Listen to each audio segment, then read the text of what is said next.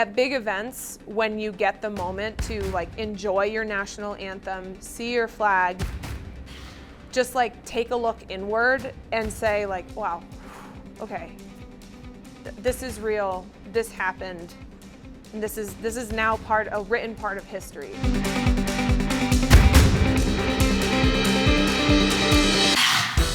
Over a year ago now, I did this 4-day business, entertainment, media, and sports course with Anita Elbersi. I had been eyeing it for years. I had seen some teammates do it, I had seen other athletes do it, and just was super interested in kind of, I don't know, seeing what it was all about. And it was cool to get a little bit of a different picture on how athletes or stars and media, you know, public figures, whatever, how you can sort of use your brand to really build a business that can last a lifetime. And for me, I don't know what that could be for myself, but it just gave me a pretty interesting perspective. And I'm still sort of reflecting to see what about the course is actually applicable for my life, but it gave me like a viewpoint on a lot of things that are going on, especially some of the case studies that we reviewed are fairly recent. You know, some of it's about Inter Miami and Beckham and Messi and like how that all went down, and you know, some of it's about YouTube and like the empires that people build in YouTube, and Mr. Beast was one of the ones that we studied. So it was really cool to see just how much possibility there is in the world to do things that are maybe not the conventional, like go to college, get a job, work your way up the ranks. And I never felt like that was something I could do. Once I started skiing, I was like, I'm too late. I'm too late to build into a business like all the rest of the world does. So I sometimes I get this feeling like, you know, I've hit the mark in skiing, but I've missed the mark in the rest of my life. And so it's cool to see that there's other opportunities, and just being creative is the name of the game. I feel like I'm just sort of running around with my head cut off most of the time. I actually struggle a lot with feeling like I'm behind and I'm late and I'm not doing enough or learning enough or active enough, whether it's, you know, being active enough on social media when I'm focusing on training, if it's in the gym or on snow, or I'm not being, you know, active enough in my private life with family and spending enough time with you know, quite a large family that I have, who I love all of them, and then to be able to like cultivate relationships outside of family, friendships and whatnot, and then on the other side, the business side, learning more about business and marketing strategy, and understanding what avenues there are for me to develop into my own world and in business or in philanthropy. And there's just like investment and all of these things that I just feel I don't know enough about, and I'm eager to learn, but there's not enough time in the day. So I really feel like, I think most of the people on this planet hopefully feel the same, that I'm just like, I have nothing figured out and I feel like I'm behind the curve. But at least I know what I'm doing when I'm on the mountain. Like, at least I have that. That's sort of the one thing that keeps me feeling grounded. You know, I still have these days, more often than not, training days, where it's not an exact picture. It could be a beautiful sunny day, it could be bad weather, it could be snowing, it could be raining, whatever, but I have these days so often where it's just like head down, grinding it out, lap after lap. I feel like I'm improving. I feel like it's just uplifting. And those kind of training days where I get to really practice and feel like I'm doing what I love, I'm doing it well, and I'm still getting better at it, that's the whole reason that I'm doing this. I love that part of it.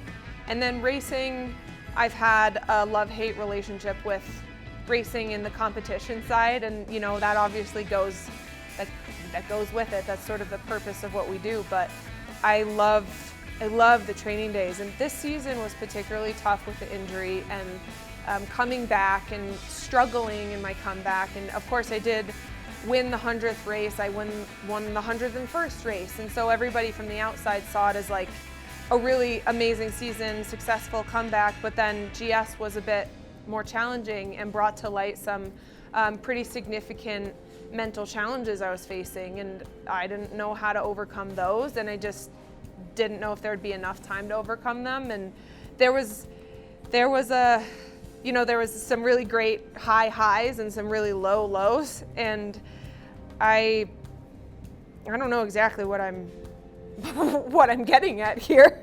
Actually, oh no, what I'm getting at is there was a point in the season where I really was thinking maybe I should just kind of go home and like at least let this season be what it is. It's probably too soon for me to be coming back. Maybe I pushed that a little bit too hard. And it was just, no sooner was I thinking that than I had a day of training at the very end of the season in GS where things started to finally click a little bit.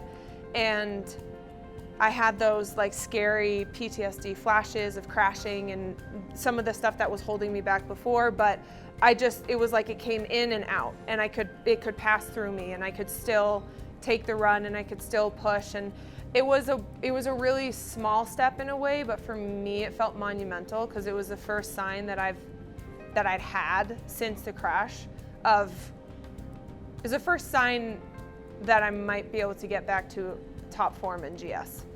And that was really meaningful before the season ended. So those are the days that keep me coming back. I don't really believe in like destiny or fate being decided for you, but there are some things where I'm like, it's just too perfect. And the psychology behind that, like there's another way around there. And maybe we get there, maybe we don't, but there's like, we gotta walk around this mountain. We can't just bust through it. And so then the injury happened, and I was like, I see, okay. And flash forward to Sestriere, and at that point I was starting to pull everything together in slalom again, and really having some good training days, and it took time. And Sestriere, that slalom fell at the perfect time for me to be physically ready to take on 2 runs of a slalom at my top level.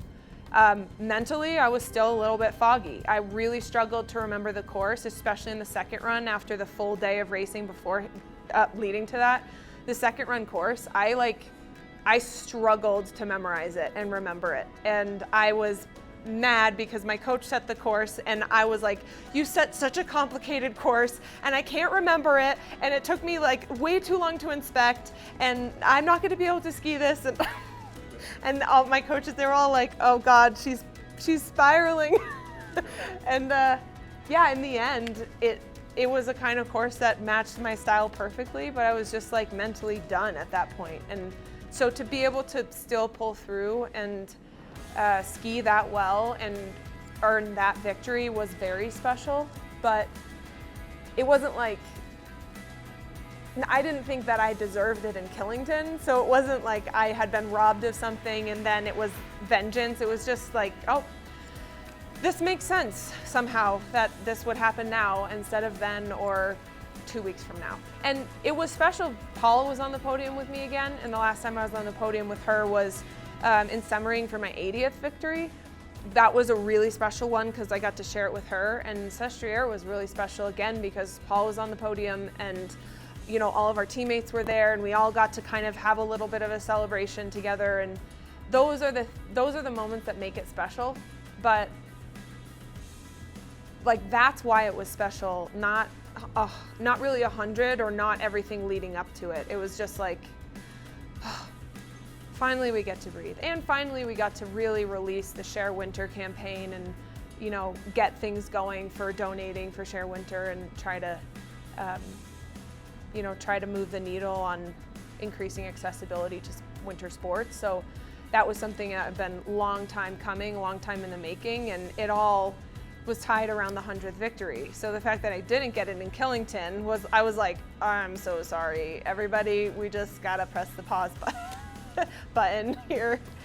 But we got to do that anyway. It's mostly exposure to skiing, and like every time I get in the start gate, whether it's a race or training, I'll have these like flashes, or it's almost like a memory, but it's in wherever I am, and they're called intrusive thoughts, and it's a symptom of, or a signal of post-traumatic stress disorder. But at this point in time, I don't check the boxes for post-traumatic stress disorder anymore. It was sort of a temporary reality for during my return to the race season. And each week I even got a little bit better and better, and my GS started to get better, and I was more comfortable skiing faster, and I didn't really have a chance to show that in World Cup racing, but I could see it in training, I could see it in interval times, and I could just feel it in my body that I was more willing to take on speed. So now for the rest of the summer, as we kind of head into the bulk of like on snow prep, it's pushing my limits for what I'll take on with the speed of GS skiing. Slalom, I'm less worried about because I got back to a top level there already, so that's just repetition. GS is like trying to stretch the rubber band of what I feel my limits are again and again and again. And it's essentially proving to myself that more often than not, skiing high-speed GS doesn't end in a puncture wound. Which I get, I know that, but it's like the subconscious reaction that happens in the body. That was something I didn't really have a lot of control over in returning this season, but I'm regaining control over that by doing it. Feeling familiar, just knowing which way's up and which way's down. It sounds so silly, but this is simple things like knowing where you need to go to the bathroom, and understanding the lay of the land, knowing approximately where your hotel or your house or lodging is going to be, where the finish area is, where the start of the race hill is, which chairlift you need to take.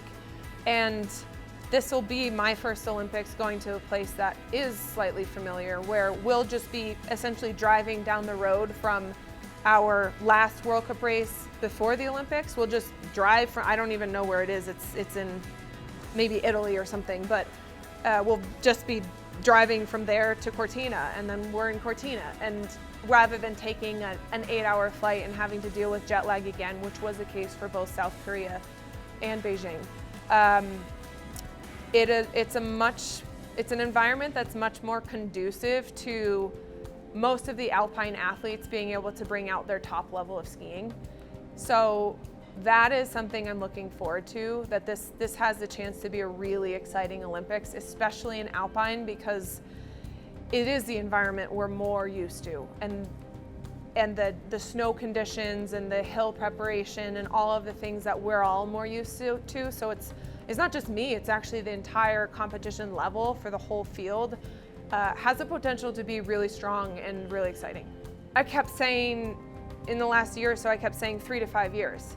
But now that means 2 to 4 years, but I'm still like, probably still 3 to 5 years. So I think the future's pretty open still. The one thing that's becoming more and more of a consideration for me is just what I want for the rest of my life as a family. Like when I want to have kids, how that's going to go, starting the process. You know, that can be a 2-year-long process. You don't just get to retire from ski racing and say, now I want a baby. You know, it's like there's a lot that goes into building a family yourself, and I don't see it as a really great option to step away from the sport, start a family, and to come back.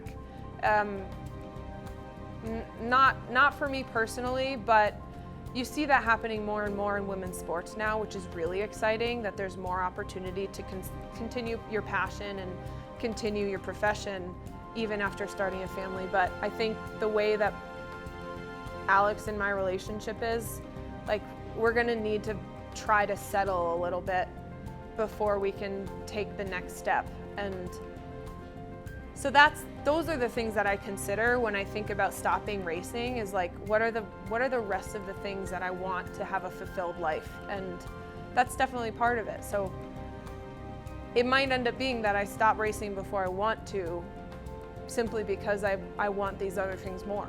And we're racing constantly anyway. For most alpine racers, the World Cup season is as important as the Olympics. So of course it's the Olympic season, and we put a lot of that carries a lot of weight, but we're racing the next weekend again, and we'll be racing every weekend through until March. And it's pretty unique in that sense. There are some other sports with their professional competition season, but I think alpine it's a lot more like sports like basketball or football or something, where there's this one big event, but like the rest of the season is just as important. And it makes it hard to say when you really want to prioritize what. Because I would say that more than an Olympic medal, I would like another shot at an overall globe if I had to choose. So that means I've really got to prioritize the entire World Cup season, October to March. And I might not be in a position to do that again. So it's just a lot to consider. You have a lot on your mind. A lot on my mind. When the national anthem plays and you're singing and the flag's getting raised, that's the main moment where I feel most connected with home, with Team USA, with the fact that I'm representing the US. That's like the moment that at least for me, that I get to truly reflect on how so much work has paid off in this moment. And it is, you hear a lot of athletes talk about this. I just heard something, I think Scotty Scheffler said something like, winning is unfulfilling. And it's true. The actual act of winning something does not fulfill you nearly as much as you would like it to, or as the way people speak about it. Like it's the greatest moment of your life. In fact, it isn't. It's a really, really exciting burst of energy for a moment, and then you have to get back to work.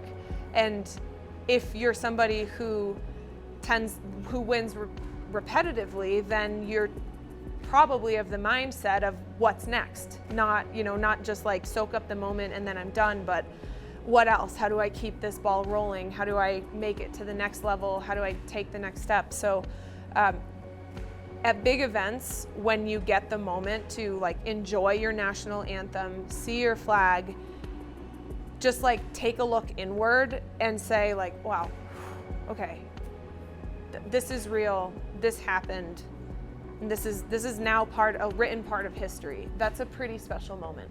Obviously the snow conditions vary a lot, and you can have anything from icy snow that's very slick ice to icy snow that has a lot of grip in it.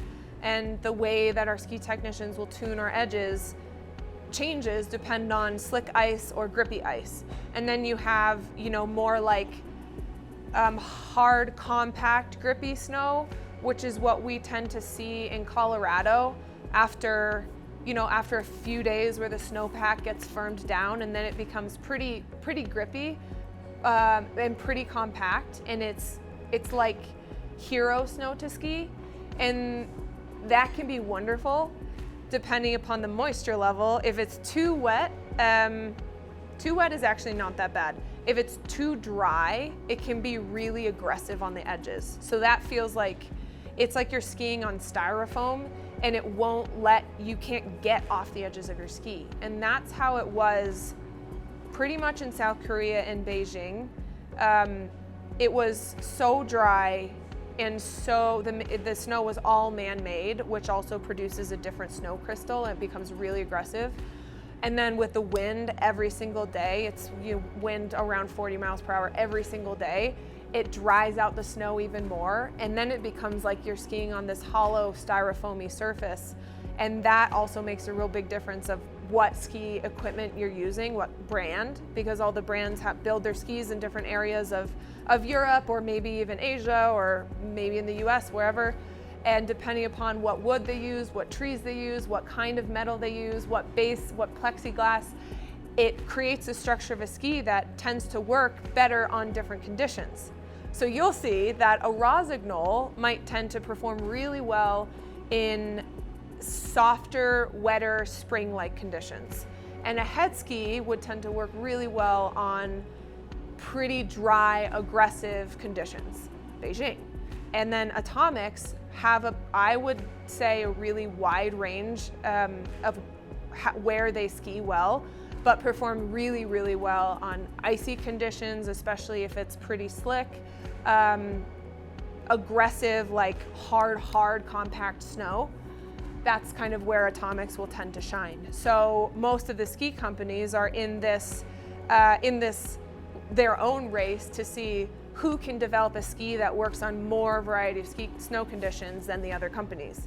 So it's pretty interesting when you get into the thick of it, that the snow conditions, we feel a big difference. And it's a huge part of our equipment testing to figure out how to label snow conditions and how to, bring the R&D that we're doing back to the development team at home base, at Atomic, at the factory, and say, these felt a little too aggressive, the tip was picking up too much, the tail was sliding out, I felt like it was pushing me in the back seat, or I need a little more grip, whatever, and how they adjust small things on the skis to account for those remarks. So it gets pretty detailed.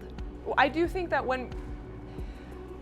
at certain races, especially big events, that is, it is like your one moment to shine. And if something goes wrong, then it's like you failed. And when fans hear an athlete talk about the snow conditions, oftentimes they'll say they're just making excuses. But I really think people do need to take into account how much the conditions do play a role. And then still, the athlete needs to take accountability. What could they have done better? How could they have prepared? Whatever role they have to play in that. But I'm like, this isn't just BS. Like, you're not just making it up. It's not smoke and mirrors. The conditions are a really big thing and a very big variable that's totally uncontrollable in our sport. And then you've got sunshine, rain, fog. That can change the snow conditions within the race too, from bib 1 to bib 15. So there's too many things to count. The faster you go, the more you feel all of the universe is sort of pushing you back. That's the wind is pushing you back. In the mountain, if it's getting steeper, it's natural for you to start to move your weight back and sort of almost like shy away from the speed and what's to come. And the trick that we're all trying to work on is how to dive into that speed and sort of like go head first into the vortex kind of, and take on the wind and find a way to be more aerodynamic. And basically all we have to work with is planks on our feet and gravity, but somehow we have to find a gas pedal. So then you're trying to balance your pressure at the right part of the turn to bend the ski so that it slingshots you further into the next turn faster. And it can be quite exciting. And I think every time I get back to skiing after a break, after the summer period of strength training, I have to relearn how to handle speed again. I have to be able to just work my way back up to it, because you definitely don't just start right off the bat going the fastest that you can go. It's just something you kind of work back up to. So every year we're kind of reinventing the wheel a little bit, but it's pretty exciting once you get into a really good, like, fluid state. And when you're at your most comfortable with speed, then it feels really secure to go that fast, actually. But only when you're comfortable with it.